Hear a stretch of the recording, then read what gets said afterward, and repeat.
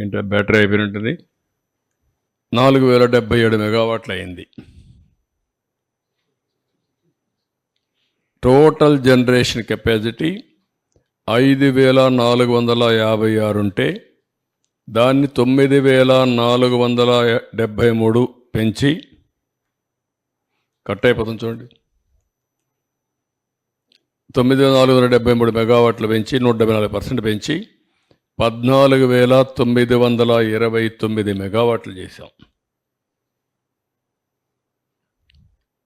Next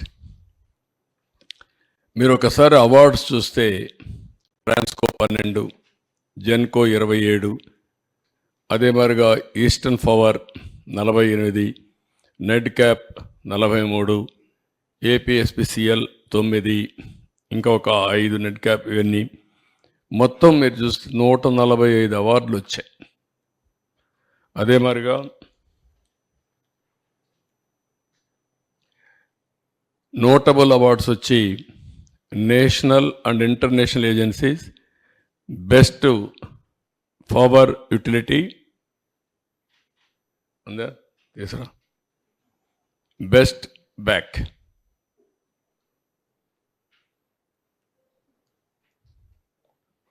చూసుకోండి, జాగ్రత్త చూసుకోండి.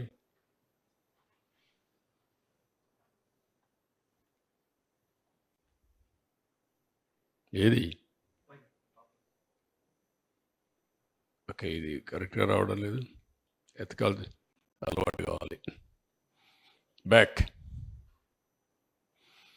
మొత్తం మీరు చూస్తే బెస్ట్ పవర్ యూటిలిటీ,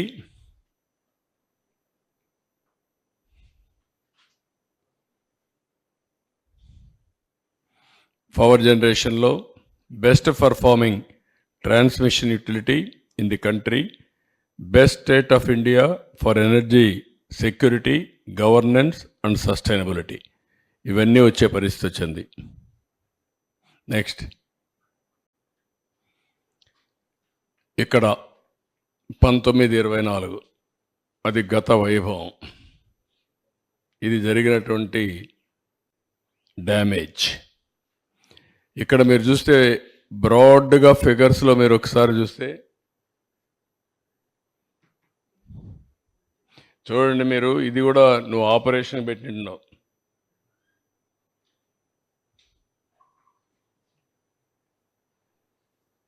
రెండో కన్ఫ్యూజ్ అవుతుంది, తీసుకెళ్ళి ఒళ్ళ దగ్గర పెట్టుకొని పనిచేయండి, తమాషాలు ఆడుతున్నారు. ఇక్కడ మీరు చూసినప్పుడు టారిఫ్ బర్డన్ ఆన్ కన్జ్యూమర్స్, గవర్నమెంట్లో కూడా ఉండేవాళ్ళు మరి పనిచేస్తున్నారు, వారసత్వంగా వచ్చాయి మాకు ఇవన్నీ. తొలి రోజు వస్తే కమ్మోడు కూడా పనిచేయాల, రూములు పనిచేయాల, ఏసీలు పనిచేసే పరిస్థితి లేదు, ఇక్కడ ఎవడో పట్టించుకున్న నాదుడు కనపడలేదు. కాగా అట్లా తయారైపోయారు. మన రూమ్లో కూడా ఏం పని చేయకుండా ఉండే పరిస్థితి వచ్చేసింది.